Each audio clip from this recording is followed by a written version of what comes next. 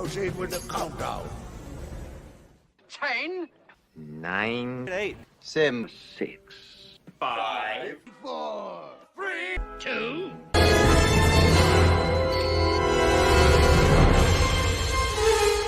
Time's up. One time I put a firefly in my butthole Why? to make my farts glow. Oh, God.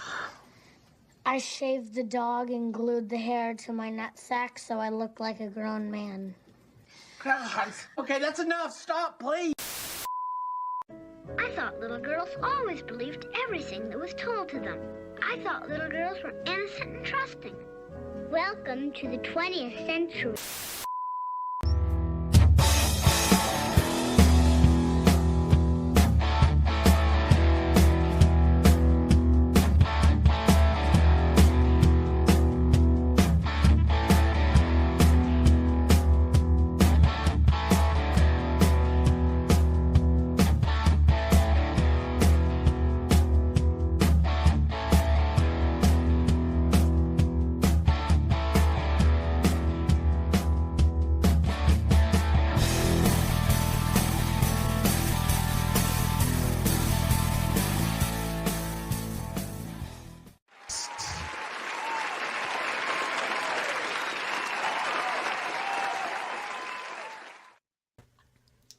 Greetings and salutations, my friends. That was not Loki. That was me. That's not bad. It was all right.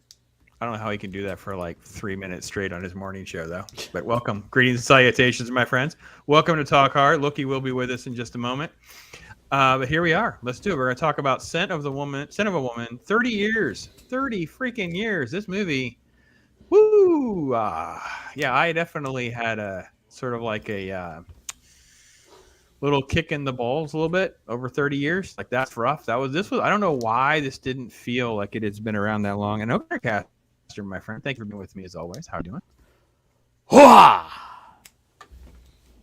can I not do? How can I not after? I think after freaking Al Pacino for this entire movie, ingraining that in my head. Like, I now see why like people always do that with Al Pacino. Now, thanks to this movie. Yes. Ooh.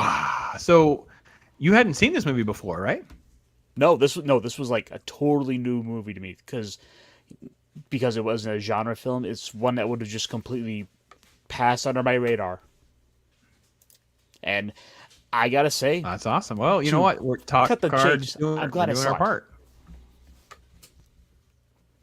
That's awesome. See, listen, that's our part. Like, if we can do that, and yes, we're gonna dog on some stuff. Yes, we're gonna rag on some stuff, but we're also gonna try to point you to things that are really, really good, and talk about things, maybe give you some insight and some things, and just kind of hang out and have fun like we would do if we were in person. So, let's say hey to Chad, of course, Chris Persia. He's rocking it. He's doing the Pops Mod routine. Thank you so much, my friend, my brother. Thank you all for being here. It's awesome. And Jacob Ironside. Thank you, Jake. It's awesome to be able to have you up in here leading the way. So thank you, my friends. Awesome. Great to see you.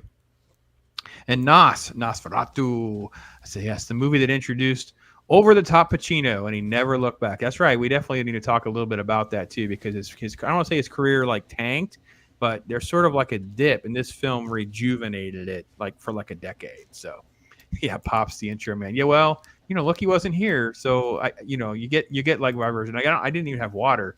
So, I can do the voices from time to time. So, Cannoli Sasquatch, my friend Greg, thank you, my friend. It's awesome to see you, my friend. If you haven't checked out some of these other creators, they're doing great stuff. Obviously, Jacob Ironside, I've talked about several times.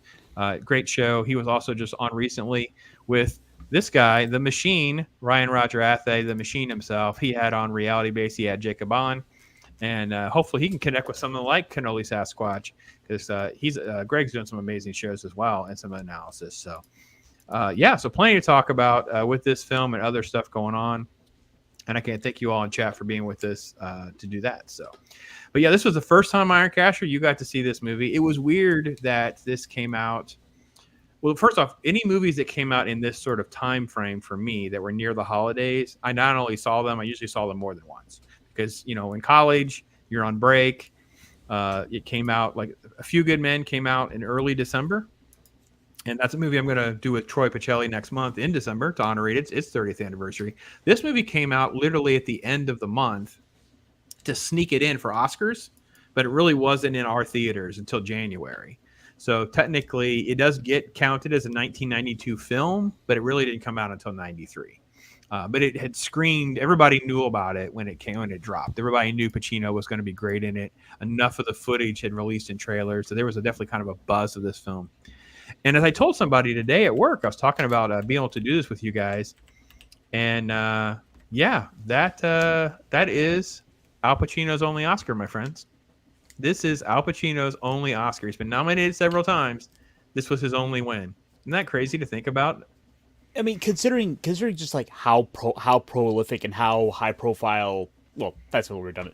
How high profile Al Pacino is, how well known he is for such iconic roles like Scarface.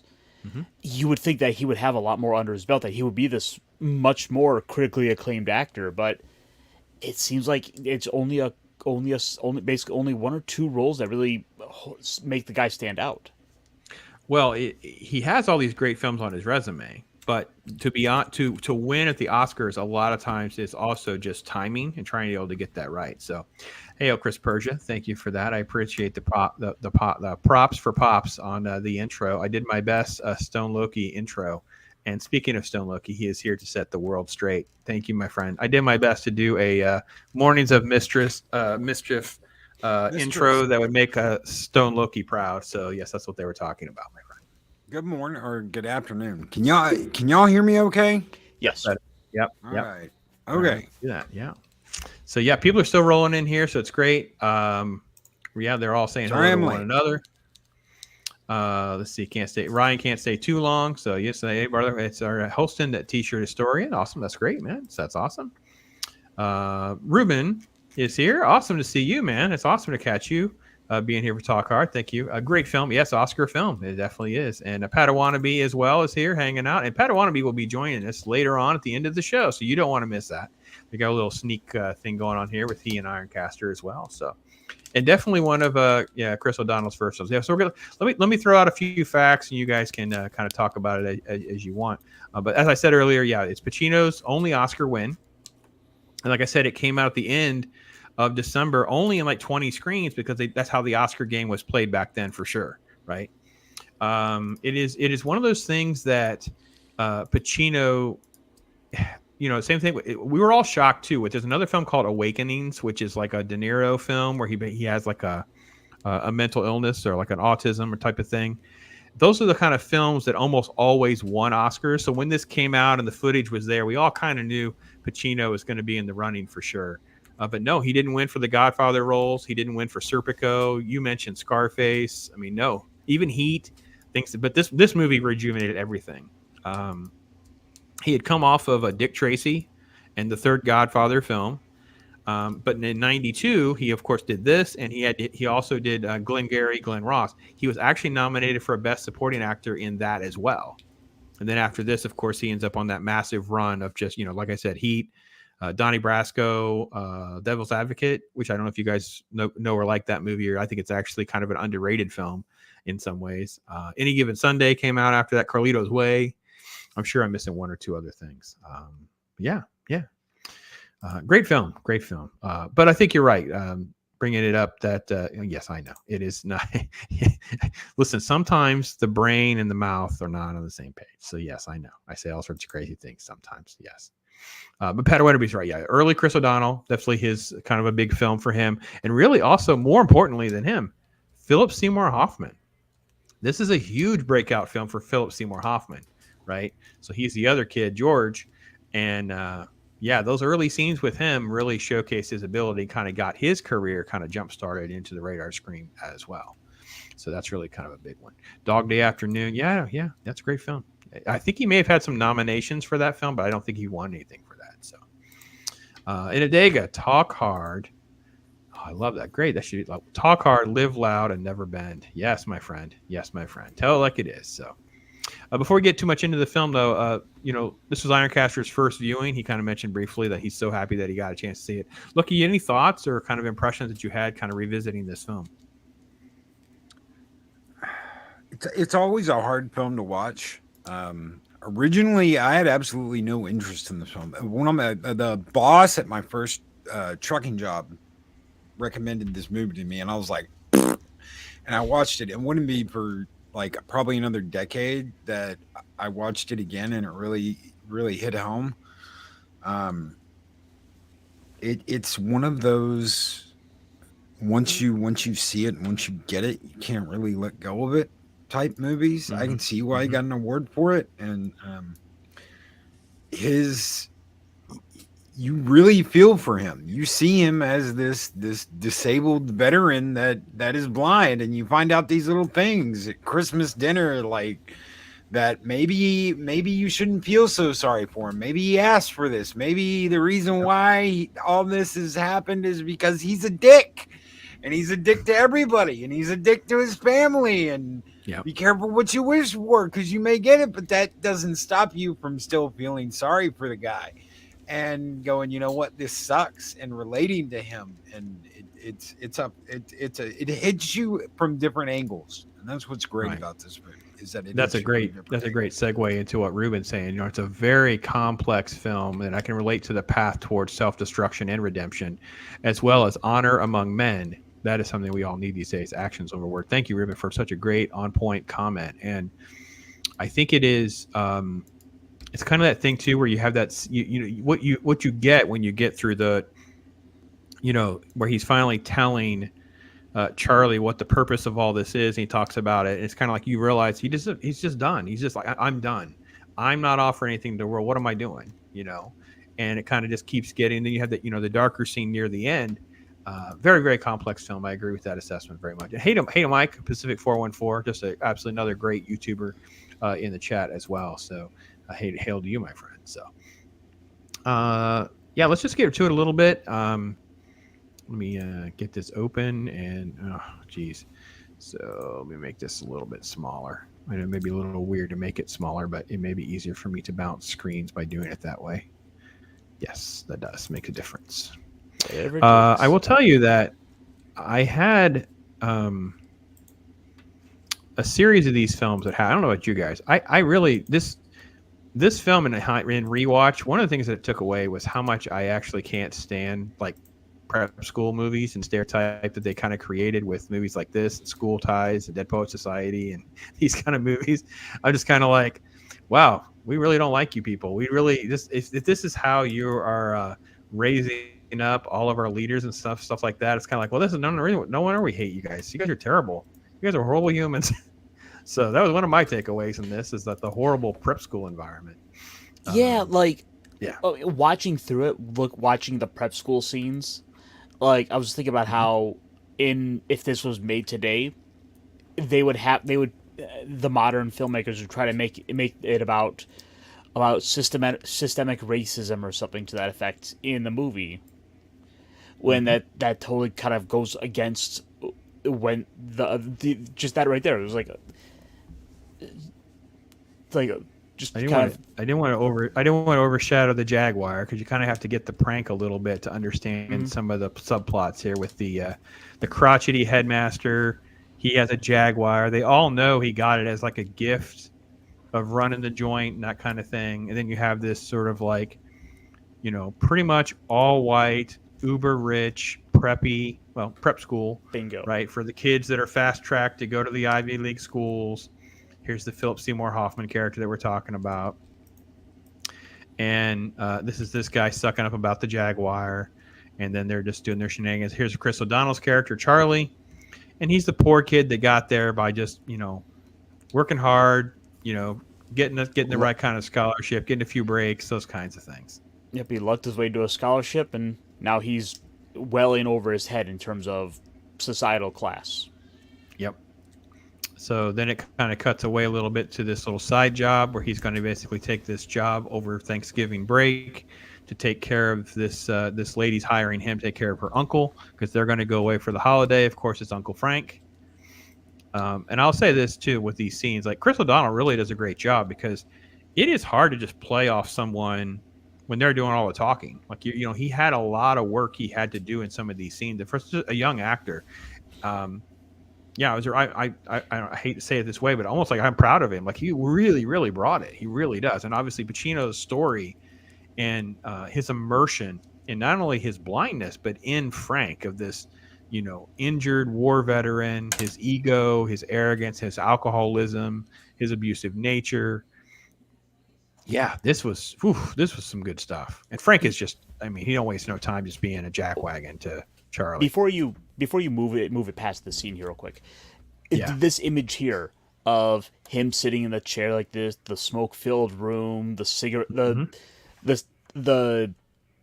the ashtray on the arm of the chair reminds me so much of going up to go see my my grandfather. So it's like this kind of brought it back home to me for seeing him as a child. It's like this kind of hit me in a way I wasn't expecting. You say grandfather, it hits me a little hard because I think of my dad. So it's like it just showed the generations of Talk Hard, right? Because my dad is so obviously he's not Frank, but there are elements of what's your purpose. When you find, I've said this a lot about our generation of seniors right now, because you have a lot of these seniors that were like the products of the 60s. So they've done a lot of pretty crazy things to themselves, and a lot of them are paying the price of some health conditions, some limitations in their life, and things like that. So the bitterness, the jadedness, the frustration, the family doesn't want to always be around them. They have false expectations sometimes, right? So I've tried to say, part of the problem is we have jobs and things that we're doing, so it's hard for us to be there and give them the time that they may want from us. And Frank seems like he's been put out back in like the mother-in-law suite.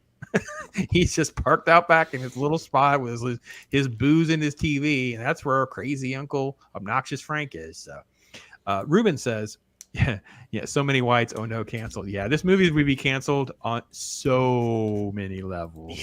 Yeah. Nas has thrown a great self-destruction movie that won its best depictions of hardcore alcoholic is Leaving Las Vegas. Yeah, I gotta have to draw a line. I'm not sure I want to sit through Leaving Las Vegas again. If you've had any time being around an abusive alcoholic or a self-destructive alcoholic, that movie is pretty tough to sit through. It's fantastic. Obviously, Nick Cage is amazing. There's another one of our members here, Jedi Bill. Thank you, Jedi Bill, for being here and being a member. He will be with us hopefully tomorrow night for our first member stream. Will be tomorrow night. I'm gonna start in probably a little early. Congrats! Yeah, first member stream will be. So we'll be doing that next up tomorrow. So, and Pacino is known for how he would mentor and advise young actors. Yeah, yeah, and he really immersed himself. He went to a blind school to like learn how to not focus off. Like part of the thing with the eyes is you just don't ever let yourself focus on anything, but learning how to pour a drink, learning how to do this. So he this is the typical thing about Pacino that we all know. This is how he is. So even as a white person, seeing this prep school stereotype makes my eyes roll and prepare for uppity nonsense and say, oh, these white guys. Yeah, I agree. I literally watched this movie, and Padawannabe, you're not that far off the age range with me. Think about that with Dead Poets Society and School Ties in particular. They really painted of almost like the class warfare for us. Like I really do feel kind of like almost a jaded and bitterness towards these people. And there were frats on my college campus that were like this. And you've seen that in other movies, right? Dating all the way back to Animal House, right? These were like the preppy frat house and whatever. And I didn't get into all of that, but it was like you still knew who they were. It's very off-putting. Very off-putting. They left an imprint. Why does the plot remind you of Great Expectations? Wow, that's heavy and deep, Bodega. Man, we could do a whole stream comparing that. There's some interesting stuff in there to unpack.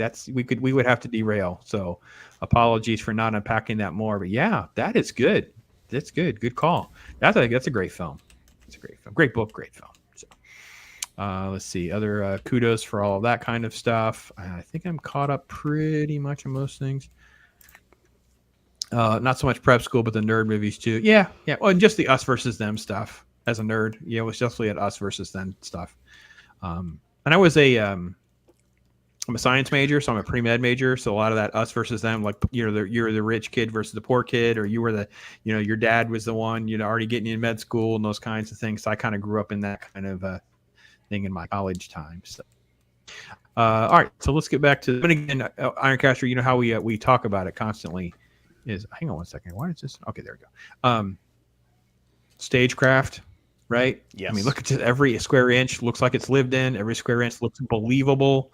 The way they do the backlighting there, where he's still in shadows and smoke, and just couldn't agree more. Yeah, Fantastic there's stuff. an air of sort of mysteriousness to it. I don't know what kind of language we'll get, so for those of you who don't like it, I'm trying my best, but bear with me because Frank is definitely vulgar.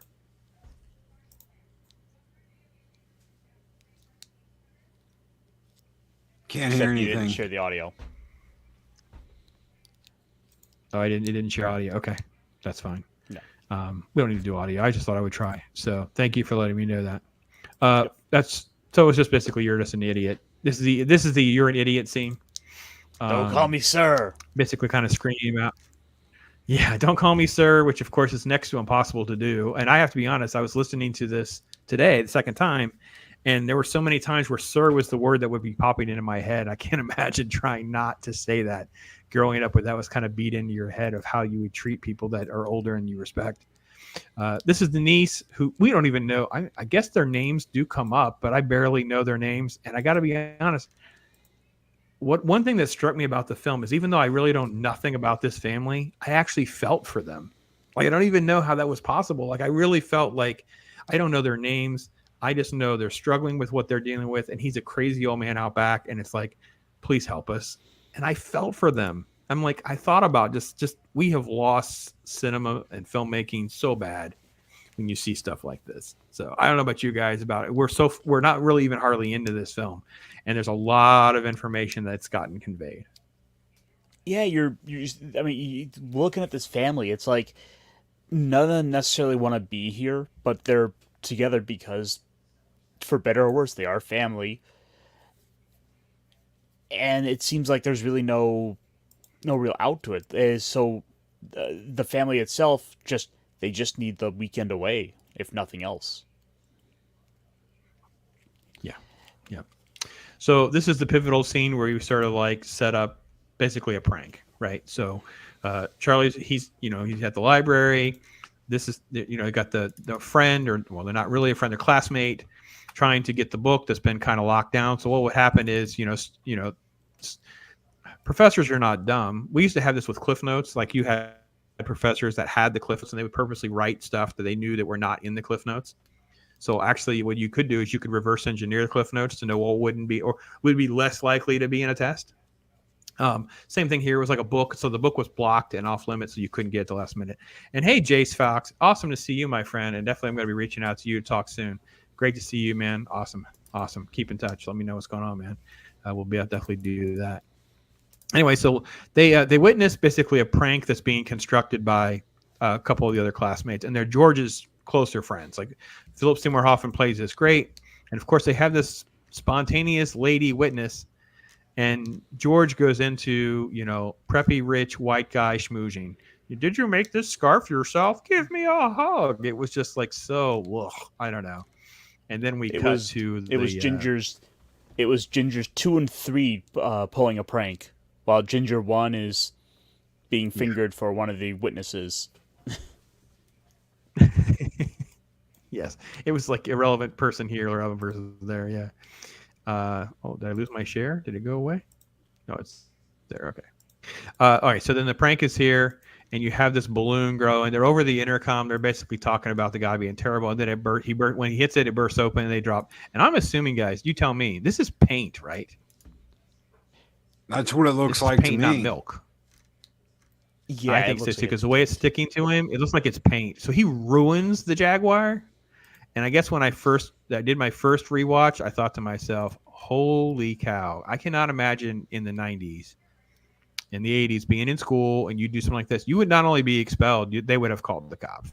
So you couldn't just destroy some vehicle, even back then. This was a huge deal. This was not some little thing. So the fact that they would even think any of these people would be involved, they would all. It's not just his car though either. It's the school's car, because the board is the one the board bought that car for the headmaster. So that's the headmaster's car. It's not just his car. That's the school's car.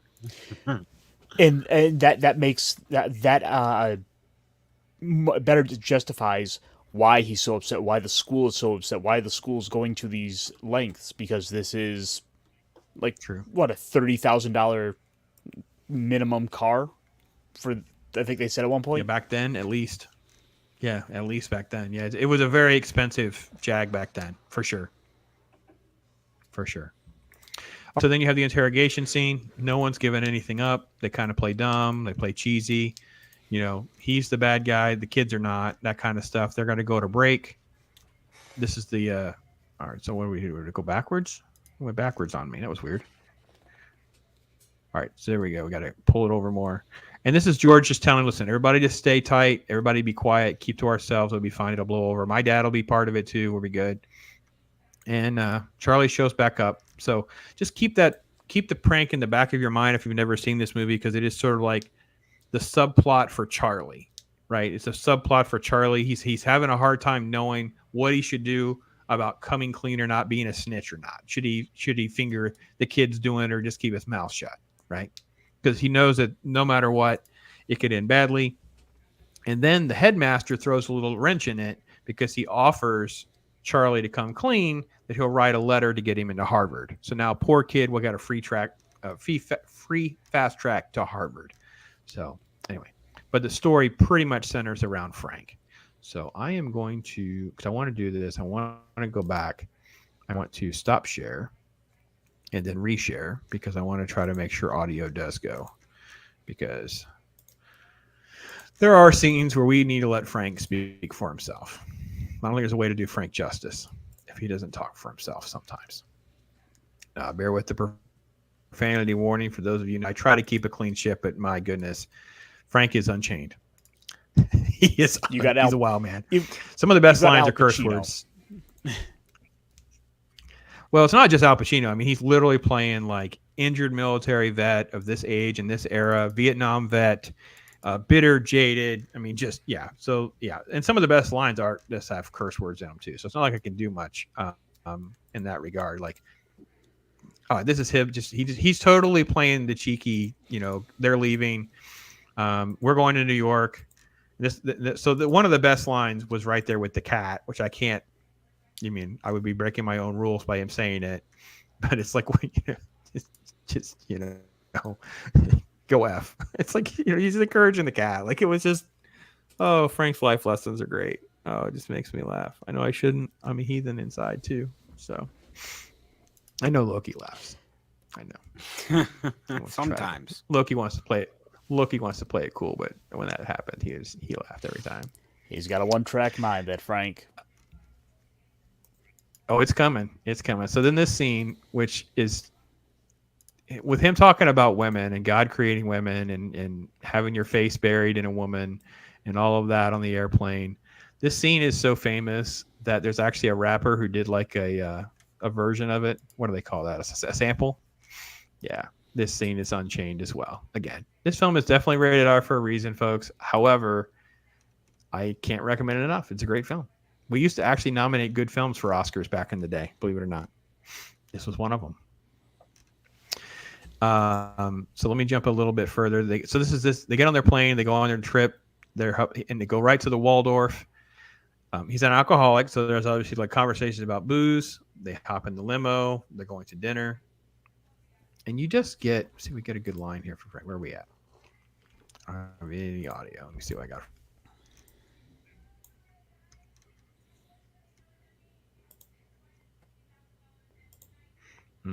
Sure you are, Frank.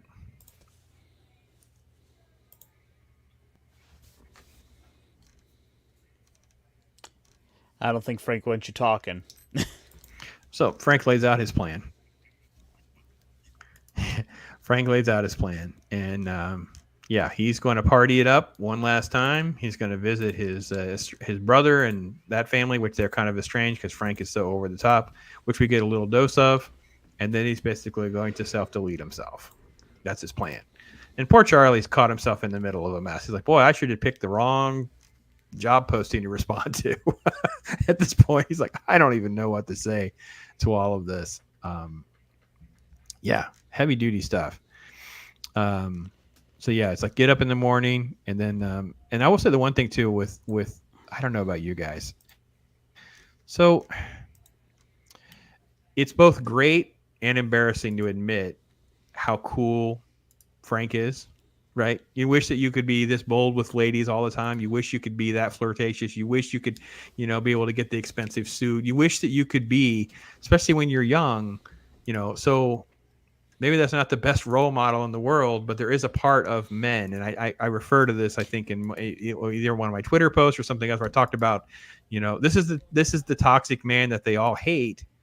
But at the end of the day, this is how most of us are wired, right? This is kind of the lost element of masculinity. I'm not saying it needs to be abusive, but there is certain elements to his personality. That's why it's appealing. Yeah, he's basically the guy that he's played the sort of guy that people wish they could be. He's someone who's basically on that last week. With his own plans, he's planning for this to be his last weekend. He's going to make the most of it. He's not going to hold back. He's not going to go and wallow in self-pity. He's going to go, smoke a big expensive cigar. He's going to go have the fancy meal at the big restaurant with the name on Park Street in New York. He's going to go wear a fancy suit and make all of it the life of it. And and there's something appealing to it, though, as well, of just kind of going along for the ride with this, to sort of be under, for him to be under Frank's wing like this. Yeah. There's an appeal Ruben's to saying, this. right? Yeah. Yeah, Ruben's, you only live once, right? So it's like a little bit of that stuff approved by the Love Doctor. And I think, I don't know, Loki, how does it... What is Frank like to you? Because I hate to kind of admit, but there is that certain element. I mean, he's flirting with the tailor. He's flirting with the waitresses. He was flirting with the stewardess. It's just little, it's just little things that you kind of, again, I'm not trying to say you guys are not like this or anyone in the chat is not like this, but there's certain things, especially when you're young, you kind of hope that you're able to become that. You're hoping that you can, do those things in maybe a positive way. I'm not sure Frank always exhibits a positive thing, but at least there are elements that are there. I think that's one of the appeals of this film as well. She smelled like jasmine and raspberries. Nothing like it. I tell you what, that smooth center, like you want to be the jam in her jelly roll, don't you, boy? Well, that's what we're gonna do. Hoo-ah! And you're yeah, oh yeah, oh yeah, and hoo-ah! Yeah. We're gonna climb that mountain, kid. They're gonna be staring at us, two big eyeballs right where her chest's at, and we're gonna smile and we're gonna say, hoo-ah! That got him. And you're just like, yes. If you grew up in a military family, if you grew up like on base, you know where he's coming from. You know what he did. He went and spent like a month down at the VA and just hung out with everybody, and he learned how they talked, and he learned their mannerisms, and he learned they didn't put up with shit. And that's exactly what he went into when he did this part. He doesn't put up with shit. He is completely eccentric to the point that he's like, them legs, it's like going on a 5-mile hike, in the bush. And you're like, oh my God, did he really just say that? Yeah, he did. Yeah, it was face first in the curls, and I was like, oh my gosh. I remember because I hadn't watched it for so many years, and rewatching it, I was like, oh my gosh. And then at the same time, though, as a guy, you're like, yep. He ain't lying. I know. Ruben, they probably, Chris and some of the others are probably clipping. There's sort of like an endless thing because we're still in the early phases of Talk Hard, but I got a feeling over time this stuff will just start manufacturing itself automatically. So yeah, we are definitely welcome all of those type of things. So, and this guy is metaphorically pulled back the wires out of his body in the hospital and said, "It's my call, how I go out, not yours." Yeah, that's right. Yeah, that is kind of where we're headed, and that's kind of what's going. And I tell you though.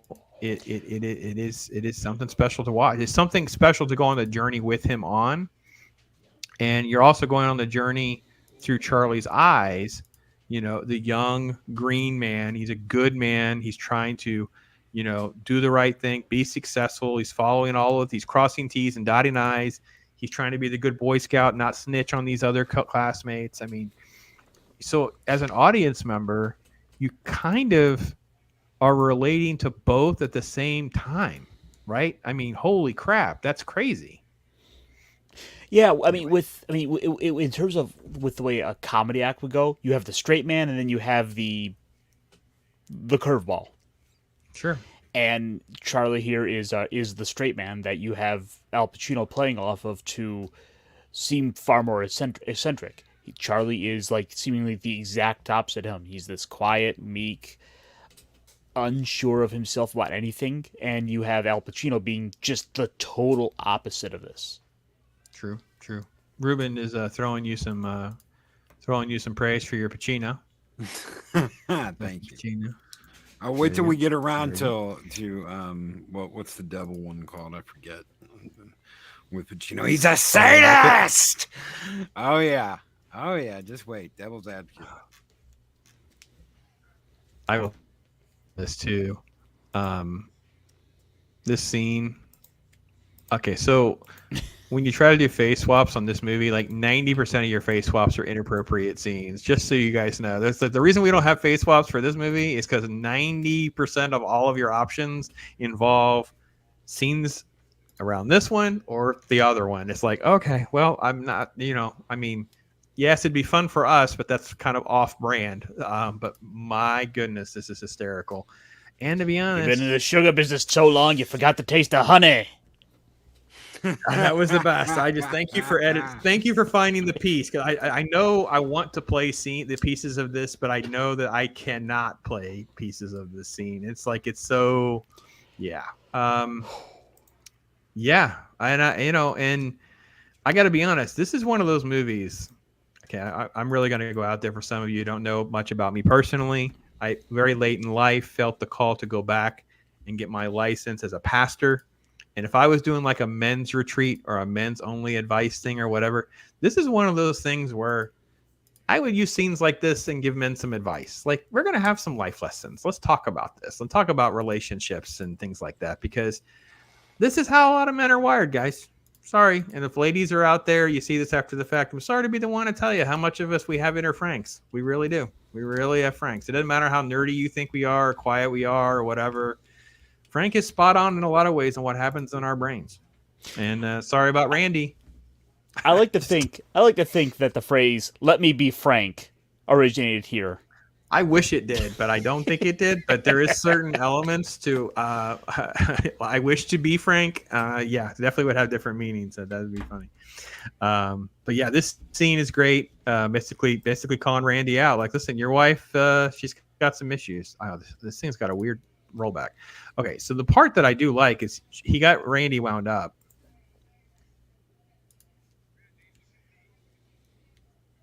Gotta love that scene. This is so good. I love Randy. I gotta be honest, Randy does a great job too. I forgot, I don't have the guy's name pulled up in front of me. Again, people don't give actors that you don't when an actor does a good job and you don't like their character or you hate the character, the actor doesn't always get credit. I think he's from the West Wing, right? He's a famous West Wing actor. Bradley Whitford. Bradley Whitford does not get credit for this role of being the snarky a-hole that we love to hate, right? He's the snarky nephew, know-it-all. Just, it's just, but you know what? It's a performance, and Bradley did a freaking great job. This movie would suffer if Bradley had not done this great of a job. So. Oh, that's okay. Padawanebe's throwing out some words of wisdom. How dirty is a man? As dirty as you will let him be. You let the dog off the leash, he's gonna wander. Yeah. Well, I don't think that's exactly your thought process and mine were really two of the different things, but okay. So there's a lot of this correction to the details of his story, and this is the juggling 3 grenades stories. And then suddenly old Frank pulled out the pins, one goes off, that's how he loses his eyesight, and they awkwardly then do leave, and you're on the next morning. And you get the first sort of like hint that things could be turning south, because at this point you have almost everything off of Frank's bucket list, because he said he was there in New York to do this many things before he takes care of himself. And Charlie gets increasingly nervous because Frank's not up. It's getting late. He goes in, the room is dark, and I see. Never mind. Sorry, he just rolls back. So Frank is actually putting his weapon back together. He's timing himself. And Charlie is exceedingly nervous, anxious, and awkward during this scene because, maybe it's the first time he's ever been around a handgun. I have no idea, but it's definitely something that makes you uncomfortable. And I said this movie would be cancelable for a lot of reasons, and this would be one of them. Of course, he gets a straight razor shave, and there's all the talk about what they're going to do next and where they're going to go before they end up at the restaurant in the famous restaurant scene. And again, the classiness of Frank, and it's one of those things where you wish you could, right? You wish you could identify a perfume across the room so you could be all suave and cool and go up to a lady and you're calling out her soap or her perfume and things like that. This scene is no different. Frank, basically like a Casanova, right? Is that the best way to say it, Loki? I don't know. Is that that sort of element to what men kind of aspire to be in some ways? Oh yeah, especially when he's dancing. We're gonna dance, baby. You're gonna come out here and we're gonna dance. We're gonna do the tango. Yeah. Oh yeah, he's the ladies' man. He's the guy that's like the center of the party, the center of attention. He's the one drawing all the ladies in. He's like, oh yeah, look at you. Come here, darling. But that's Pacino too. That's all Pacino. That's not just Frank. That's Pacino throwing his own thing. Ooh, little darling, come over here. Sit on my lap. I'm going to tell you a story about a man named Frank who had a Frank. And you're just like, dang, that's Pacino. See where we're at on this.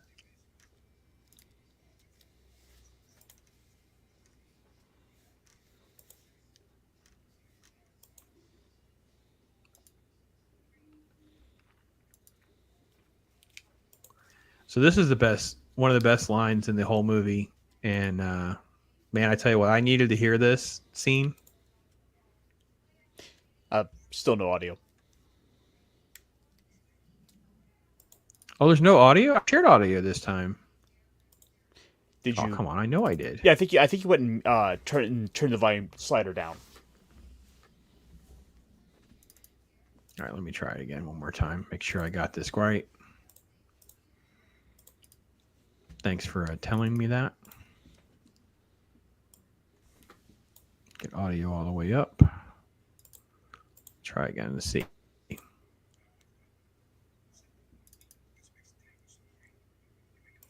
that working now? I think it's, any audio? I think it's being picked up by your microphone. That it's not actually coming through the. Oh, it's not going through the speakers. It may be because of the way that I'm sharing the window. It's not the same as like having a tab open. Maybe that makes a difference. I don't even know how to change that. So this is the whole thing about, I'd be afraid of making a mistake. Well, that's the difference between the tango and real life, right? You just tango your way through it. And I'm like, wow, that's kind of heavy. That is, that's pretty heavy stuff. So I love the scene. I love the setup to the dance as much as the dance. So educated and feminine.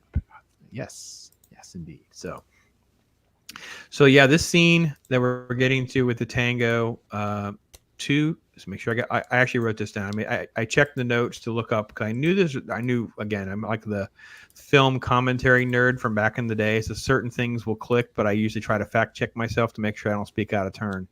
Now that we're doing this on YouTube. I made a note about it. 2 weeks. Okay, yeah. 2 weeks to practice, 3 days to shoot a tango scene. That impresses me. That is a lot of commitment to all of this. And it just gets crazier and crazier as they tango. They tear it up. To their credit, it is a solid scene from the movie. It's very memorable. Oh, it's famous. It was famous. Yeah. I mean, again, I know you hadn't seen the movie before, but from anyone who's lived through this, I mean, for literally like 10 years, right? It's Pacino jokes, the ooh-ah, and it's the tango dancing. These are the two elements that lived on in our lexicon. When the hoo-ah lasted his whole career. I'm sure he gets that everywhere he goes, from different movies that he gets. But yeah, the tango as well. I think they were even making jokes about it in that Adam Sandler movie, Jack and Jill. Oh, Gosh, I've deleted Jack and Jill from my memory wire, but okay. Yeah. Don't worry, it's not one I'm Get going to her. recommend. Yeah, she is a beautiful lady, Dean Krantz. And hail to Dean Krantz for being here as well. If I missed you, I don't think if I called that out earlier. Thank you so much for being with me and hanging out with Talk Hard. We're having a good time. So, yeah, just a film in a lot of ways. This goes really well. The little boyfriend shows up, throws a little water on the fire. He's trying to call George, check in on the latest. And, of course, Frank has called out exactly what's going to happen. Frank has called out, said, listen, they're going to run for cover and leave you hanging. So you need to just do it the right thing and just come on out. And you don't quite know, and you guys speak to this, because you don't quite know is Frank actually encouraging him to snitch on the friends, or is Frank putting the maximum amount of pressure on him to test his integrity? I don't have think a take on that? I think that he is preparing him for the reality that this is not going to go how he thinks. He knows that this kid is poor. He's a poor kid. He's there on scholarships. He's there on his merits. These are rich kids, and they're going to get out of being their daddy being angry at them and not leaving them their trust fund any way they can get. You see, they will crap all over this kid's future to make sure they get their hundreds of millions of dollars in inheritance. Frank knows that, and he's trying to prepare him for it. He's trying to prepare him for the reality that these guys who say they're your friends, these rich kids, they're not gonna risk losing their inheritance from daddy. And they will shit all over him and anybody else who gets in their way of that. Yeah, Charlie even admits at one point that they're not really friends. Yeah, because I mean that's the practical part. But what I'm saying is Frank constantly tells him this. It's okay to snitch. Like he constantly just tells him to go ahead and just say it. And I'm like, I'm not sure that Frank ever really meant that. I think Frank was always saying, I wonder how far this kid will go, if I can break him or not. And reality is because Charlie is tried and true tested by the end of the film, when he's vouching for Charlie, you know Frank has earnest care and love and respect for Charlie, never breaking under Frank's pressure. Forget about the peer pressure thing. Frank's the one giving him a hard time. So, and by the way, Chris Persia called you out. Ironcaster says, yeah, finally in a movie that Ironcaster wouldn't recommend, took Adam Sandler a film to do it. So yeah, we have Ironcaster being called out as well. George Lucas is here. Hail to George Lucas. Thank you. Padawannabe is pointing out that this tango and the one from Arnold and Jamie Lee Curtis in True Lies. Yeah. Let's see. The entire encounter between the two is character examination. Charlie is sacrificial lamb, and he knows it. Yeah. Yeah. The rich guys need a scapegoat. Yeah. No, I think we all know where this kind of going. Hey, Brandon Looney Tune guy. Thank you so much for hanging out here, my friend. Oh, man. Brandon's cost 901. But if you're not subbed, go over and check out Brandon's Looney Tunes fan. Give yourself a break from some of the other nonsense going on in the world and just watch a cartoon or two. Have a good time. Okay, so then we turn. So we're just over halfway of the film, and then it kind of has this exposition where Frank is in a really bad place. Won't get out of bed. Charlie, of course, thinks he's going to self-delete. So all he does is keep ticking things off his list. He won't get out of bed. And then Charlie basically convinces him, we're going to go to the Ferrari dealership, because on his list are several times in the film, there's references to how great Ferraris are, those kinds of things. He convinces him to go down. We're going to do this thing. We're going to convince him to have a Ferrari test drive. And you have this sort of like Pacino pulling off the Godfather element of his acting career. He basically is like the Godfather.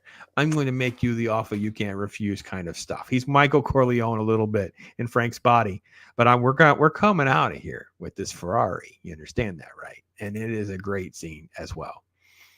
They go on this ride, and of course, yeah, sure, Charlie's driving. He doesn't know what he's doing to drive stick in a Ferrari, which of course, you know, if you ever driven one of these high-end sports cars, their clutch is really tight. They aren't the easiest thing to drive anyway. And for some noob like this, he's not going to have a clue to what to do.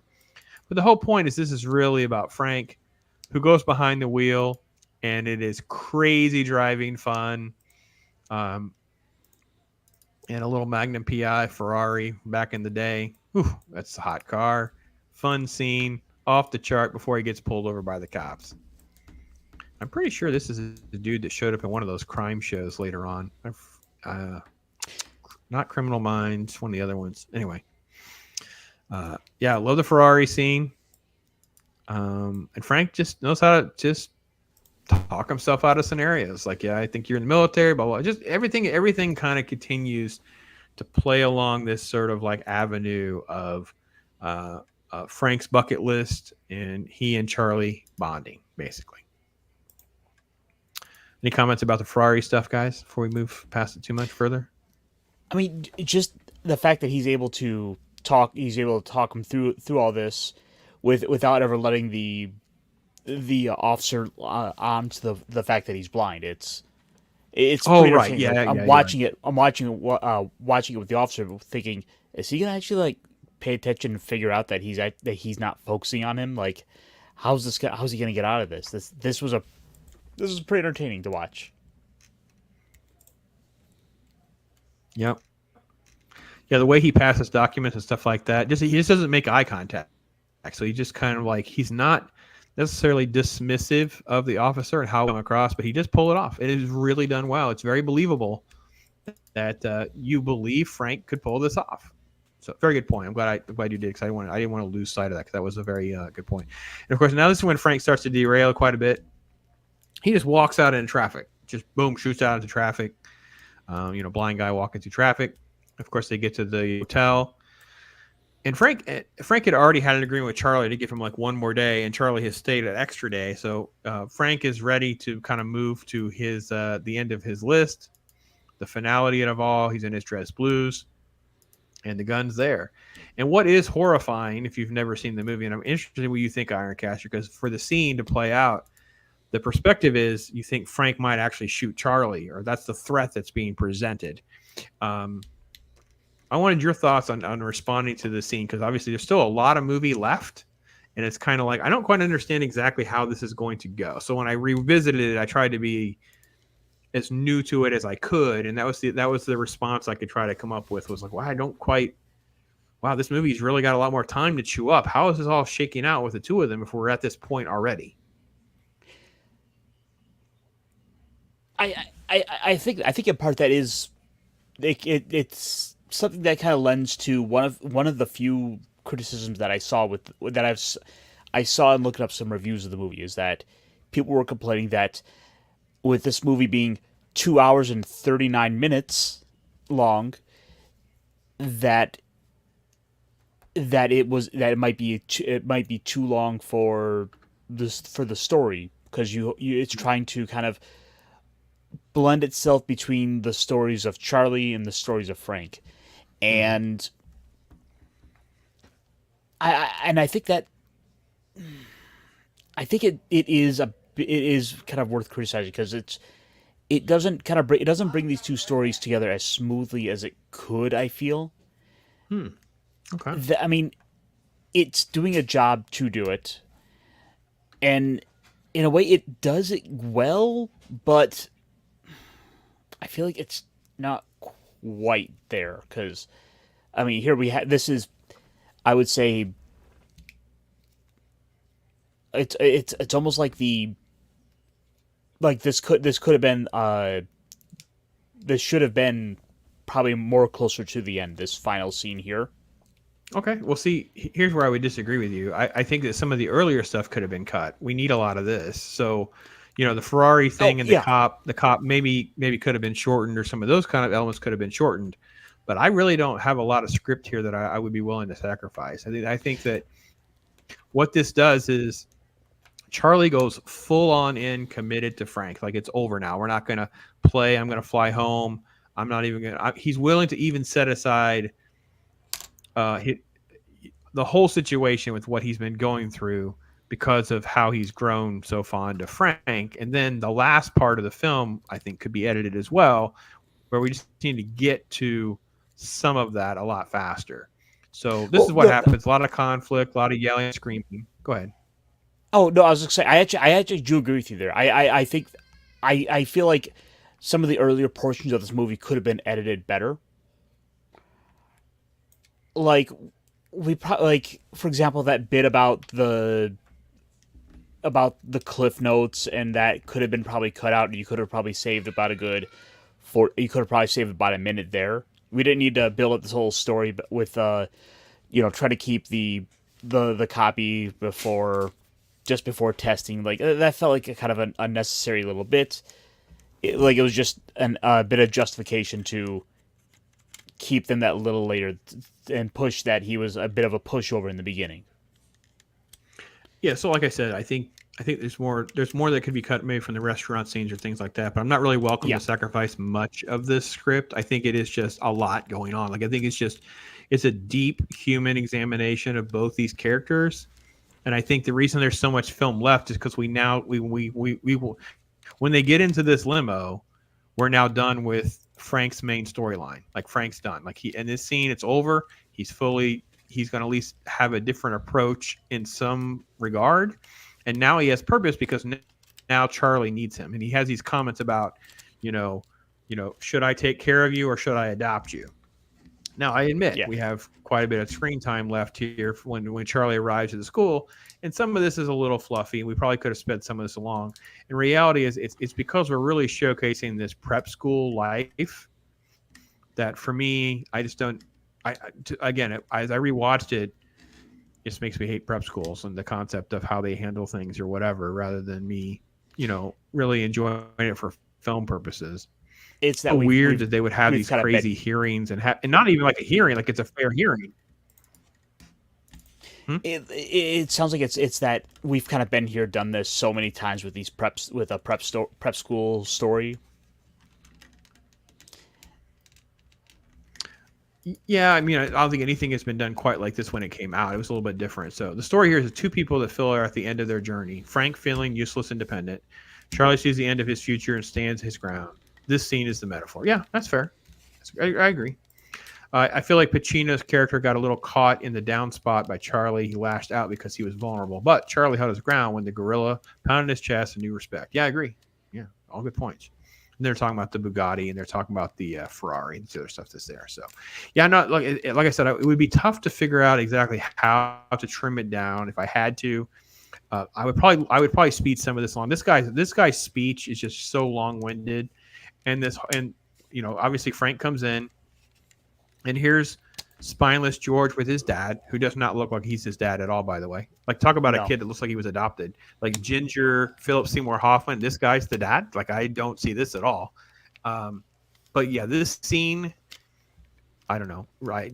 There's just too much him hauling around. We got the point, but the scene does kind of carry on a little bit before we cut to Charlie and give him a chance. And then, of course, we get to Frank, who is just going to steamroll this guy.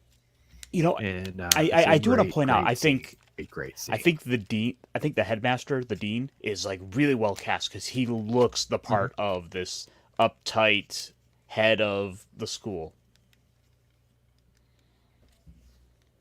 Yeah. All right, so I can't get audio to work. I don't know why my audio is not wanting to play for this scene, so we can't really get it in Frank's words. Loki, speak a little bit of Frank's speech here of how.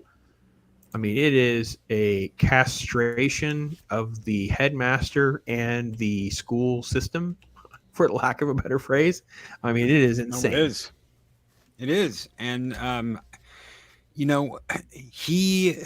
Frank was responsible for other people's lives. And I think this comes down to you play these little games thinking that these are the most important things that you have in your itty little bitty lives.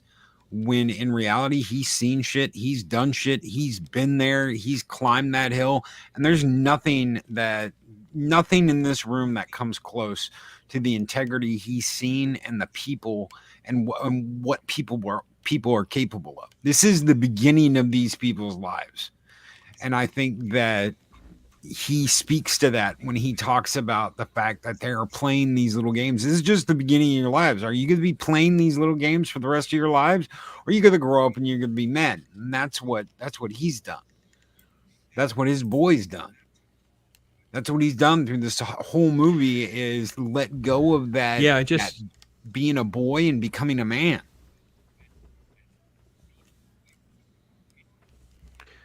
Yeah, and his respect for Charlie has gotten so great. He's saying, you are willing to basically say, this kid won't snitch out who did this prank that ruined your school's car. That's so much more important to you than his future when he has done nothing wrong. He's just a witness that doesn't want to be involved. That's literally right. what you're doing. You're putting that in the scale. And that's literally the injustice. He's like, I've lived a life where I've like, you know, gone to battle, had all these people, all of this different stuff. And you're telling me that that's less of a judge of character. I have so much faith in this kid. He is worth so much more to me than all you scumbags in this room. And you three that put him in this position, F you.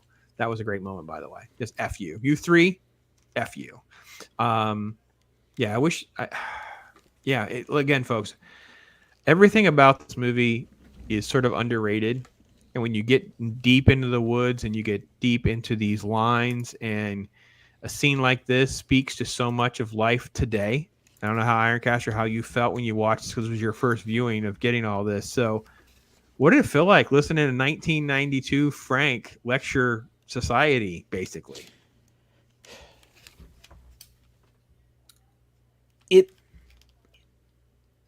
It felt like it feels like it is definitely a throwback of a speech. Just hearing, I mean, I'm just so used to, so ingrained with all of the modern sort of lectures you get in media that it sort of took me aback to get the speech like this, where we're not talking about you need to own up to your faults, your this for the crimes of existing. This is about their actions, the way they would use and abuse men. They would so poorly like tell them, raise them, and tell them how to be men that they can just get away with keeping their heads down and casting aside and doing what needs to be, and just blindly doing what is expected of them. Yeah. When Dean Crane is right here. Let's look at Dean Crane. Dean Crane says, buddies of mine were drill sergeants, told me how proud they were when they turned kids into Marines. When I watch this scene, I think of that. Frank appreciates morale and physical courage. Yeah, I mean, it's just like, you know, I guess what you're saying, if I hear you right, is, you know, all these modern films, these modern speeches or whatever, they're so milquetoast and generic, and it's about like a collective or society. Whereas in this scene, Frank is standing he's standing so strong for individual integrity, individual purpose. It's like you people are like acting like you're raising up the elite of society and you're preparing them for this next level, but you're basically acting like just authoritarian, crazy people that care about a prank and a car instead of the kid that is trying to do the right thing. Like it was really, really something powerful. Chris Persia says Frank is spot on. And the fact that we need him now more than ever to stand up against the echelon. And I think we have to give Loki credit for saying this is a movie that we should throw out there at our Thanksgiving time or whatever, because, we probably could all use a little bit more Frank in our lives. We probably could use a little Frank giving us lectures and standing up for us and doing some of this stuff. This element has been lost tremendously. So Zax is here as well. Hey to Zax, by the way. He popped in here. So they're saying hey to Zax. So the film goes through this. Obviously, they have this little group committee that's overhearing all of this, and they basically, rule to let Charlie be fine. And then you have this great scene where Frank meets one of the teachers. She's in charge of politics at the school, and she's just enamored with the speech, and of course, there's a couple lines here and there. The chemistry is there, and you feel like, oh yeah, Frank's got purpose. And then take Frank home, and Charlie's going back. And I want to touch on this. Anything else before we get to this last scene? Because this last scene means a lot. I want to get to this last scene, but anything else before we get to that last scene? Oh, just it seems like something that his niece had said at the beginning of the movie that he's a big softie, that once you spend a little time around him, once you kind of get used to him, that you warm up to him. And you even kind of see that with the with the chauffeur, how even he's like warmed up to him. He's like, tell him like, I'll give you next time you want to go back to the Big Apple, call me. I'll give you a rate. And he's like, I'll see your rate and I'll raise it. Yes. Yeah, you feel like with this last scene, he's seen his nephew and niece, and he's cutting up with them a little bit. And Charlie's watching all of this, and what Charlie sees, and that smile reveals, is he sees that Frank's a different person from the opening scene, and he gets to drive away into his life, whatever that looks like. But you get this little moment where you see a changed Frank. You get to see something that's different. What a great film. And like I said, kudos to Loki for kind of like putting this front and center as something we were trying to find something. 30th anniversary. It was really a kick. It was really a kick in the belly there for me 30 years later. And I hadn't spent time sort of like deep on a film like this. This is just one of those films that I know I liked, have a lot of respect for. I knew it was it's one of those trivia questions, right? It's Pacino's only Oscar, so I knew it from that regard and that kind of thing. But I also didn't really spend time with this director. Is a crazy resume. This guy directed Beverly Hills Cop and Midnight Run and Meet Joe Black. Somehow you feel like one of these things doesn't quite go with the other. I was like, what on earth? Beverly Hills Cop, Midnight Run. There were elements in these films, but yeah, this is another one of those Ron Underwood moments where you feel like a director that doesn't want to quite do exactly the same thing and kind of wants to flush out their resume for things like that. So yeah. Zach, very good point, Zach. We used to get these films on a semi-regular basis. Yeah. And remember, Zach, when we used to actually either not only have heard of, but usually have seen the Oscar films. We don't have to go, what is this? They're actually like mainstream big name actors that are in films that went to theater and made money, things like that. Dean Krantz is here. So Padawannabe, if you're out there too, my friend, go ahead and hop in here with us. We'll get that set up and going. So any last thoughts on this film? I really enjoyed revisiting it. It was good. It's a good choice.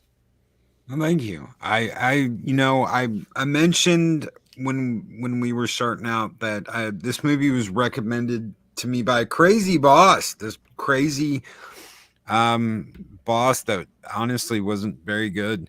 The first trucking job I ever had, and you need to watch this movie, kid. And, you need to go home. You need to watch it tonight. Go out and rent it and just watch it. And I did, and I didn't know what the hell to make of it.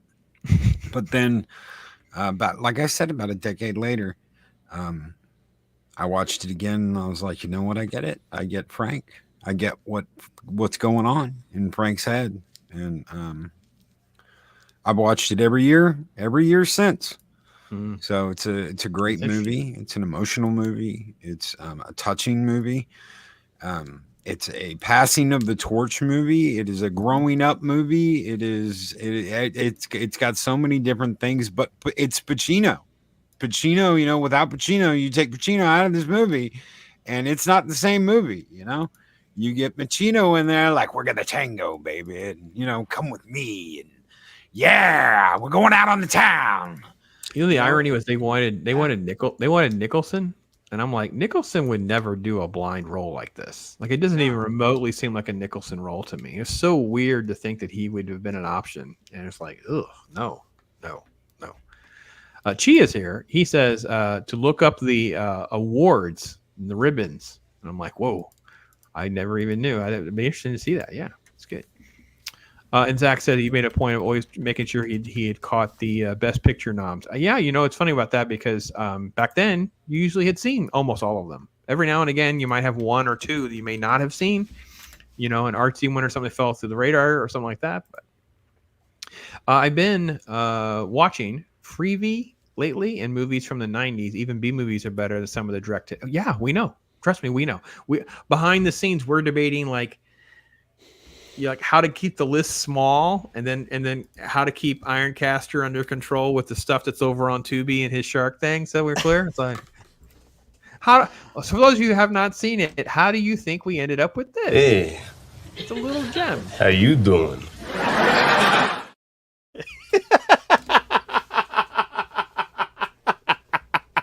Sharkcaster. I want to see those in chat. You remember, hit those shark casters. Let's load them up. Let's see those shark casters out there. Those of you that are my members, let's see those shark casters. I didn't know that was coming. Oh, we got you, bro. I got it coming. I am so thrilled with the shark caster transformation that you guys took care of. You will now be transformed into all sorts of things. I gotta be honest. So, yeah. You're gonna see. I'm gonna be the face of like killer sharks and killer tomatoes. I'm gonna be the face of all the killer inanimate objects. Here we go. There's our shark casters showing up. Look at those shark casters. I'm loving it. Yeah, that's the way to roll. Shark caster. I love it. Shark caster. Yeah. No, it's great. I'm glad we were able to introduce this film to you, my friend. I'm glad that we were able to revisit it. I'm glad to know a little bit more about Loki. It being like an annual thing. It's really kind of cool to learn more and know that. I had not watched this in a long time. I don't own this. And it was a great rewatch. It was great to revisit. So, yeah, no, I'm really happy about that. It's really good. We didn't pick anything for next week, so while we're waiting on Padawan, is he in the? He's not backstage yet. Padawan, I save him the link. Make sure pretty sure I sent him the link through Discord. Check your Discord, Padawan, if you're out there. And Ironcaster will get his pack of cards ready. We're gonna do a card break. So yeah, we're gonna do that here to close out our show. So yeah. For those of you know how much I love cards, we're going to bust that out. Padawan reached out to me. He got his cards from one of our live streams. So Loki, do you have a vote of Santa's sleigh or Fat Man? I don't think you said you hadn't seen Fat Man, right? I haven't seen Fat Man. So what do you think? You want to go with the one you know? Want to go with the new one? I'm up for whatever, as long as it's funny. I want to laugh. If it comes down to laughing, then we'll go with Santa's sleigh. Okay. Santa's sleigh is funny, especially. That first 10 minutes of that, watching Fran Drescher just get absolutely demolished is brilliant. It's a one of a kind thing. I don't think Fat Man is as comedic as Santa's sleigh, and I've not watched Santa's sleigh in a long time. I may have to pull the link out of Loki's drive for me as well, because I don't think I have that, and I've not been able to find a copy in a manageable price point for me to revisit that. So yeah, we'll do Santa's sleigh next week, and then we'll do Fat Man. Then we'll come up with another option for Christmas. I think that's our schedule. I kind of wrote it down. I think we've got it pretty well mapped out. Yeah, because we had an open week on December 13th, and then December 20th, I feel we would just do a Christmas/New Year's close out the year. But Santa's sleigh next week, then the Fat Man, then we're up for grabs. We'll see. Maybe we should do a poll, come up with some Santa things here in a minute. So, but before we go too much further, let me welcome Padawan. How are you, my brother? Oh, thanks for reaching out. You're on mute, my friend. Yeah, sorry. The dogs and everything are out here. I wanted to make we sure understand. we weren't interrupting anything. But yes, doing well. Yeah, I'm good. glad you got my little idea there. I thought that'd be kind of funny. Turn your volume up just a little bit for me, my friend. Okay. Oh, here, let me get this. Just get a little bit louder there. Yeah, there we go. My voice has been really bad lately with allergies, so. Oh. But is all right, this better? let me try. I can still turn up. I think you're all right. Let me see if I can. How do I switch this?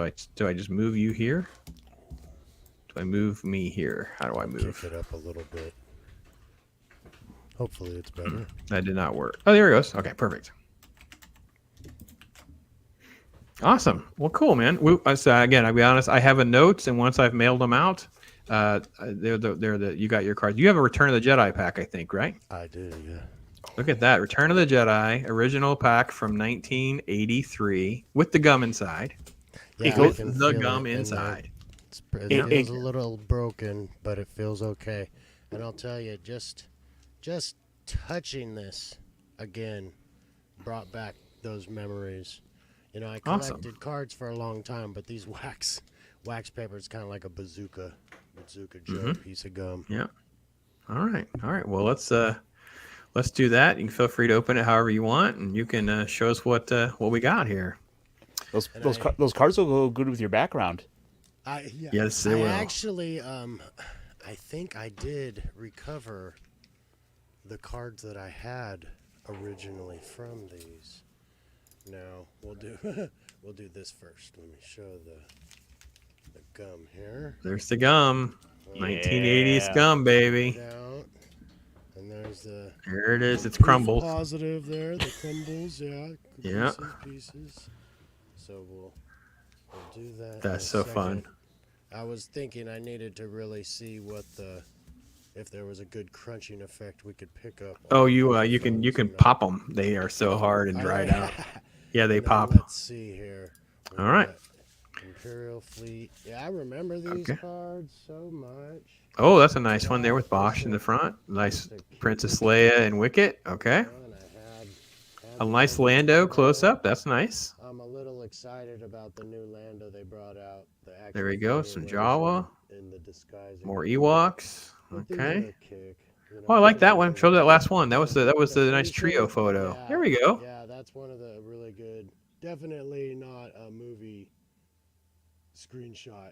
That's No, but that's a nice portrait photo. I like that. And then I got a little. Let's see. Got Lando's upright. Yeah. Okay. And the spears.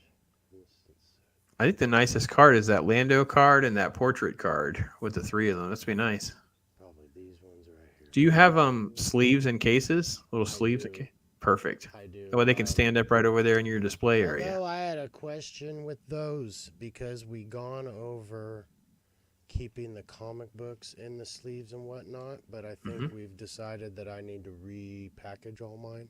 I should have sent you some bags. I don't. Well, I'll get new bags and new hardcovers and everything because I got several hundred I need to take care of. But they've all been in bags since they've been bought, and they weren't exposed to light. They've always been boxed up. Don't know if that matters. Okay. But the cards I have in sleeves too. I think I just recovered my old ones. I'll have to see if these ones are not. Okay. Okay. So I stacked all the pieces here. We're gonna.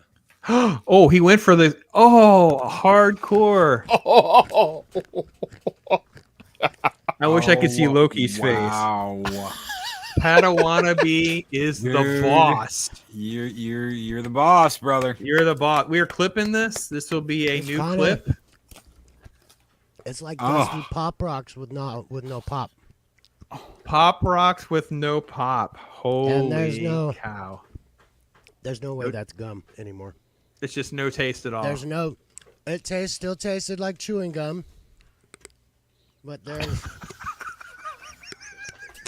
No, you're a soldier, brother. It just turns to dust. There's no. All I can say to that is, not staying ooh ah. That's how you chew some gum like a man. Whew. Knock the dust off that pack of cards.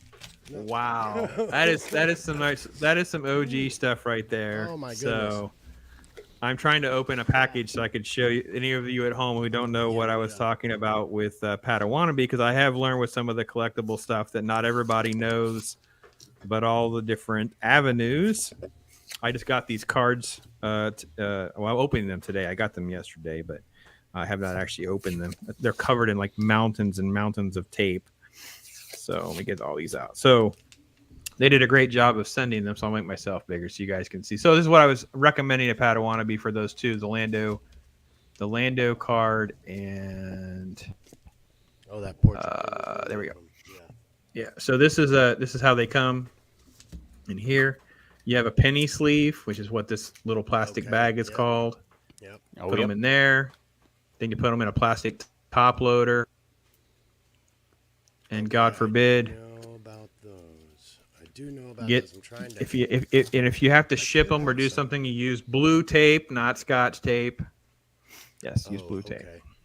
So I have a great vendor. This is a great vendor. They sent a whole bucket of blue tape, so all of them I love mine because I had all these. These are nice. This is the nice. So if Zach's is still there, he'll be excited. Look, Zach's 1994 Marvel Flair. Look at that. Oh, I have those. Oh, they're beautiful. These Venom cards. Oh my gosh, look at this one. This is the Maximum Carnage one. It must have been 92, 93, 94 era. I was collecting the X-Men Fleer, I think where they had just started doing it. I can't remember what the and this is one of the Wolverines. And then those are the masterpieces. Yep. They were doing.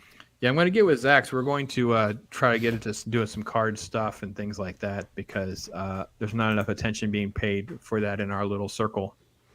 And I have that great Always- box of cards back there that we will, at some point, do a card box open on it. The So cards were something. Reading the backs of them was where I got so much information about the greater Marvel universe, because we haven't gone too deep, but X-Men related stuff was my area, and everything out of that, there was just so much that it was so much. Pick a hero. Yep. well, it's also where I would learn. I was learning, like, if I didn't know, or let's say it was more like a random character, I didn't know where the first appearance was or something like that. I would know what book to go look for, or something like that. Famous story runs. It was almost like Nerd 101. You could always make sure you keep up. So, well, listen, man, thank you so much for sharing, and thank you for chewing the gum on the air. We will make sure that's a clip, because holy cow, that puts pressure on the man. Crazy. The man right here. Let's see if this will go. Let's see if we can put him over here. We'll see what we do with this. I don't know how to move your body around. Yes, there we go. We put him, and then we make pull them up. it big with this. Let's see if it'll nice. switch. Yeah. So, Indiana Jones. So, Let me just my let's get mic to it. real Let's quick. see. Yeah. Roll. Again, another 1980s era pack of cards with this soft bazooka gum. Soft bazooka. It's I not can't soft imagine anymore, it's my soft friends. anymore. I think they lied on the package. You gonna eat with it? this one. You gonna eat it, Ironcaster? Well, I don't you'll just know, have let's to wait see. and find out. Oh, stay tuned, folks. Oh, is his older than mine? Sharkcaster. I don't know which one is. Go back, close that for 1 second. Let me see. No, on the back. It should tell me the date on the back. So I can't remember if this was Raiders or if it's the one that came out. It's 84, so it's the year after. Ooh, It's the mine second says series. 83. Yeah, Oh, here's it the Return of the predates me. Jedi's year before. Yeah. We got a Temple, Temple of of Doom Doom. in there. Yeah, it's 84. Yeah, it's a Temple of Doom cards. Oh, Here's our we wax don't have our pack. gum in there. Oh, Because the gum is stuck on the card. Oh, it's intact though. watch, if I'm gonna Oh, try to it's pop gonna this be- off, it won't be for long. It's gonna have the printing on it still, like a piece of silly putty. Oh, Oh no! Can I hear it. careful. I hear it. Careful. I actually just posted There it it. goes. Oh. There it All right. There it is. There it is. I was Let's kind of see the expecting that card. to shatter. Let's see the card. Did it stain the card? Oh. No, it didn't stain the card. The card looks good. No, look at the card. Yeah, it didn't stain the card. That came off good. I actually just posted a Han Solo card. I think it was a Jedi card or something like that. It has a stain from the gum. Yeah. Sometimes they stain. There All we right, go. let's see these. Had Let's a see these little cards. issue with my green screen. All right. Okay. All right. And the meal. Kalima. There you go. Yeah. Snake surprise. Monkey brain. Yes. Yes. Continued on card 24. Yeah, they definitely line them up for you there back then. Tops. Little action sequence right there. It's good.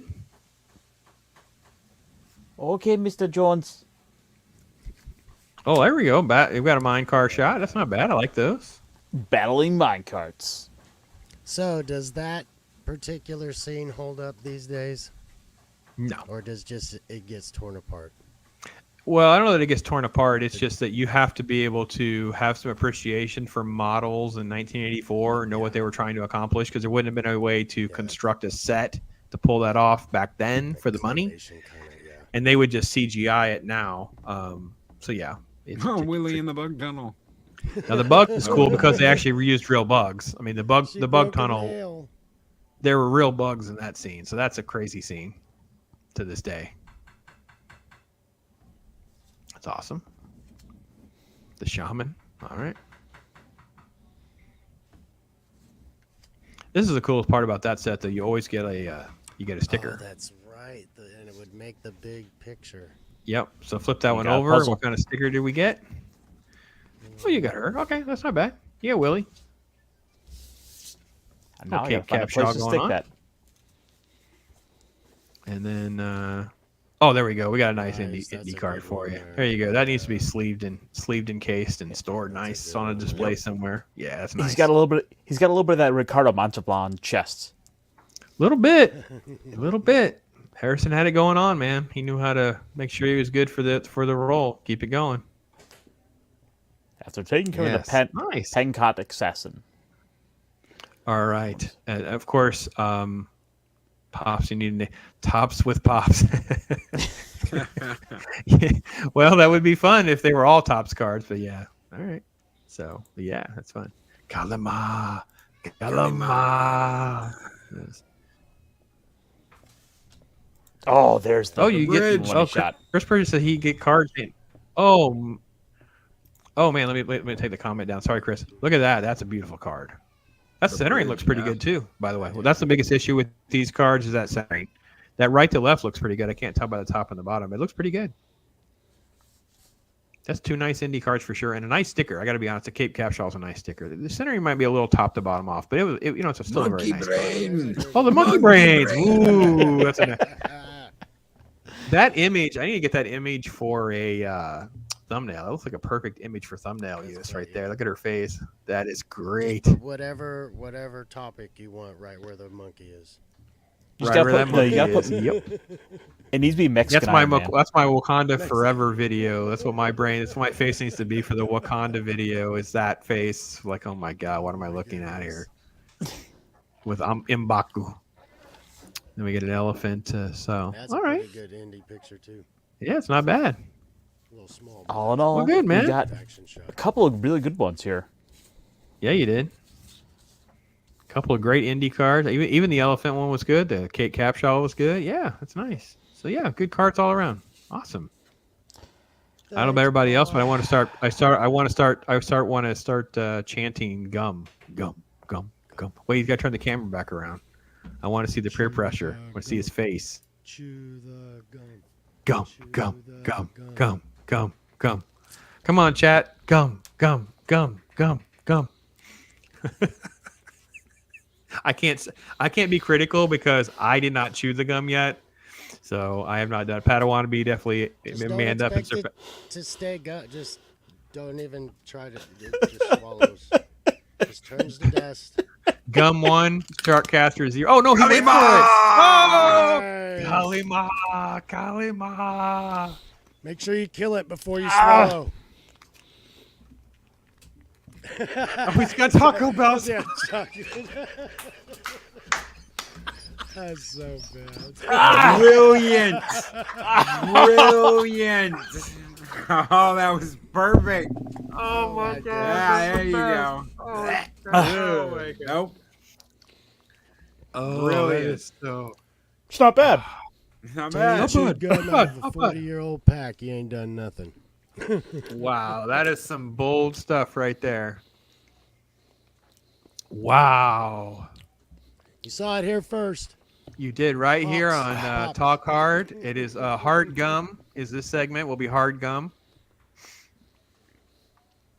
He's still trying to process, I think, if there's any flavor at all left and what it kind of feels or tastes like. Made my eyes water. You got me. You got me with the Taco Bell pack. I think the hot sauce made it better. Yeah, hot sauce. Well, you probably just tasted hot sauce at that point. It's going to overshadow whatever flavor I would have been could- less in the gum. Now that I've thought about it for a few minutes, maybe like children's chewable aspirin. Vitamins, those The, like, chalky the little- vitamins. Yeah, the little chalky pink ones. Yeah, something like that maybe. Okay. Yeah. Loki no won't gum- do it. no Loki's gum off texture. camera, so that's not going to work. I don't have a pack. Wow, they were mailed to you. You don't have them yet? You haven't checked your box? I just checked my box the other day. I will go back and check. I will go back and check today. Well, you don't have to I've check not today, received you just- them yet. I sent you packs, but I'm not sure.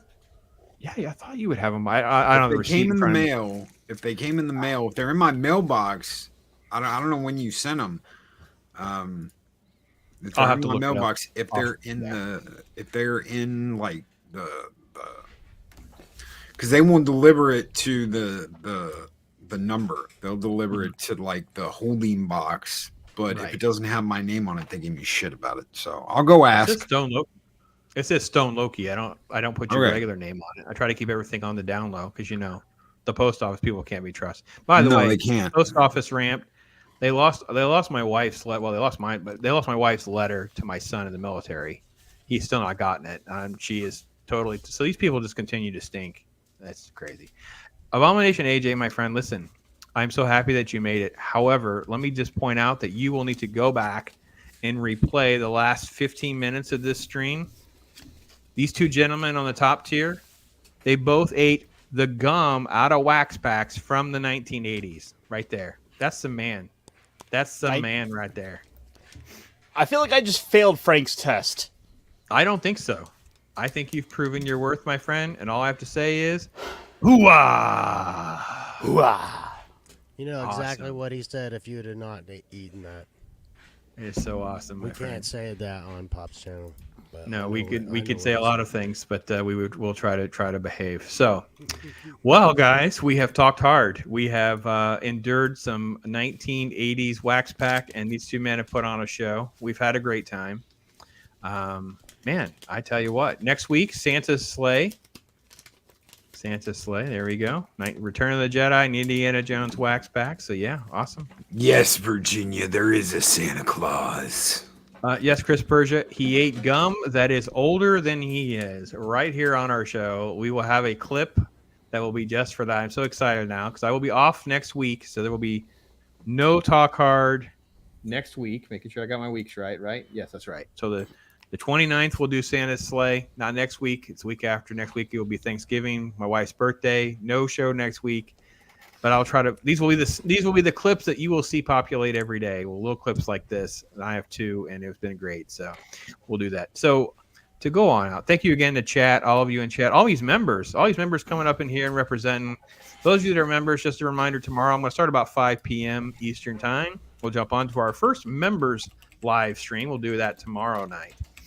And I may hop back on tonight, guys. I don't know. I don't feel like I'm in the mood to do like the video upload, download nonsense to talk about the Wakanda Forever. So I may just do a live stream and just let everyone ask questions, and let's just get into how bad of abomination this film is.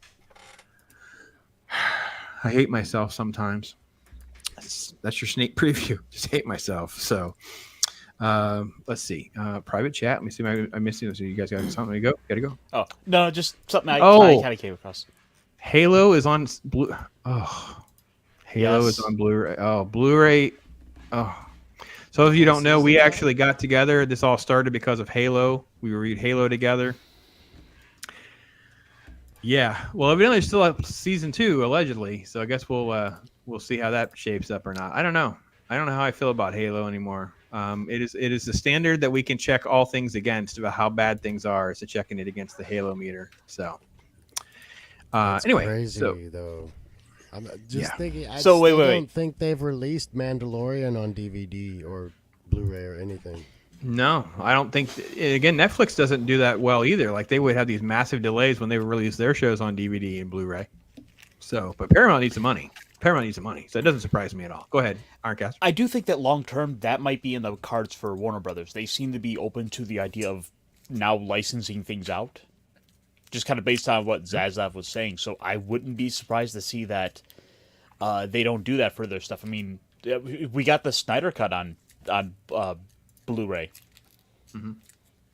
Well, listen, I think there's a cost analysis, and Zaslav will be the one that will lead the way on a lot of this stuff. And I've said long before, like, this is what I see as the future of DC Comics. I see no reason for this guy to want to deal with the incompetence and lack of sales and integrity and all the stuff that's over there. So it makes total sense to me that if he can make a buck by licensing it out and reducing his risk, that's the way to go. And if I was Ethan Van Sciver, I'd be sitting there just like this, waiting for my opportunity to spend some of that money.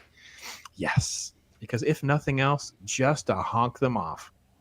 So, all right, guys, let's get out of here. These guys have things to be. Anything you guys want to plug? Anything else you guys want to plug or anything like that real quick? Padawan, you first. Anything you got going on, man? Actually, yeah, I'll be on a Lego building stream Friday on Strike 721's channel. Do Lego building on there. Okay. So you can look that Very up. cool. All right, Ironcaster. Well, considering that I've got a few days off and there's a new game coming out, I think I might be streaming the new Pokemon when that comes out Friday. Oh, that'll be fun. Awesome. Yeah, give me a little dose of what that's like. I appreciate those. Because you to like to see me pop in for gaming stuff. Don't only think I'm there to contribute anything other than just like the appreciation of the art and the entertainment. And my brother, how's the week shaping up? I know we got our daily morning dose of Loki, which always Had makes Valiant Renegade on this morning. It was great. I am juggling PC towers right now, so I have a $10,000 paperweight at the moment sitting next to me. That the pump has gone out on again. So the water pump that goes in this is a special water pump that Thermaltake only sells in like $300 kits. So the only way you can get them is to buy this like $300 kit. You can't buy the pump on its own. So the pump has about 10,000 hours on it, and they go out. They just go out whenever they feel like it, and that's it. So instead of just being able to contact Thermaltake and go, hey, I need just this pump. I need this pump reservoir combo. They're like, no, we don't make those. But you make them and put them in this kit. Well, yes, we make those kits and we put them in there, but we don't make them and there's no way we can get them to you. So I am waiting on a kit, another $300 kit to get here, so I can hand that off to my computer guy and he can replace the pump, and I end up with a whole nother kit that I have absolutely nothing to do with besides the pump. So I'm actually been working all day getting my old streaming PC that I first started out with set up, my mic set up, a keyboard that I can put in my lap, and it's just been a pain. So please send the prayers out and be like, hey, you know what? Christmas is coming. Be a little nice for Loki, because God help me, I hate this Ferrari. I do. I'm beginning to hate Ferraris. Mike warned me. He said, don't buy a Ferrari, get a Mustang. And I got a Ferrari. I knew better. I said, no, I'm going to spend all this money on this Ferrari. And now I'm learning how to fix things myself, but still it's a pain in the ass when you find out that this kit that you got for water cooling, the only way you can get the pump, and you can't replace the pump. You can't go with a different pump. So, yeah, it's just great. So you have no one to blame but to blame Loki. Yeah. Hashtag blame Loki. So, yeah. Right there. Wow, bro. That's, I tell you what, man, it isn't just life. Life just can't get out of the way sometimes of all the stuff that ever goes on in our stuff. So, but yeah, so I mentioned tomorrow night, definitely doing the live stream, members live stream. If you remember, feel free to be there. If you want to be a member, feel free to join us. Thursday, I'll be doing it. Started at 6 p.m. Eastern time. We'll be doing Princess Leia Rose will be on with me talking Star Wars and religion. So we'll be doing a little Star Wars hour with her. And then at 8 o'clock p.m. or so when I get there, I'll be on with Roman of the Empire. They're doing a bad guy stream. They invited me on there to talk about movie villains and things like that. So that'll be kind of fun. And yeah, and like I said, I may hop on back here after I check in on the farm and such. Talk about this Wakanda mess, because I don't really want to do all the other video stuff that goes along with it. So, and in that vein, I'll just share with you guys my frustration about Wakanda. Think of it as a teaser. Think of it as a little bit of what happens in my brain whenever a movie like this drops and how I feel as a comic book nerd that's OG. But thanks again to you, gentlemen. Pat Wannabe, thank you so much for reaching out, because, wow, this raised the bar. Raised the bar. Tonight changed on a dime, and wow, these two gentlemen, they came. They brought it, man. Loki, they went there, man. That's all I can say. Oh, yeah. We were able to Chewing do it that on gum. your channel. They did. Older than Ironcaster just chewed gum that's older than he is. That's something else. I don't know. A lot of us could ever say something like that. So that's pretty freaking amazing. So kudos to you, my friend. It was fun. Little Diablo sauce chaser helped it out. I think so. So, all right, guys. Well, with that, you can go inside my head a little bit here. Here's my little thing for Namor. And next time, have a good Thanksgiving for those of you that I don't see again or talk to. And I'll be back. We will be back on the 29th. We will be doing Santa's Sleigh, and definitely have a laugh or two, and kick off the Christmas season with that crazy film. Absolutely crazy film. So here you go.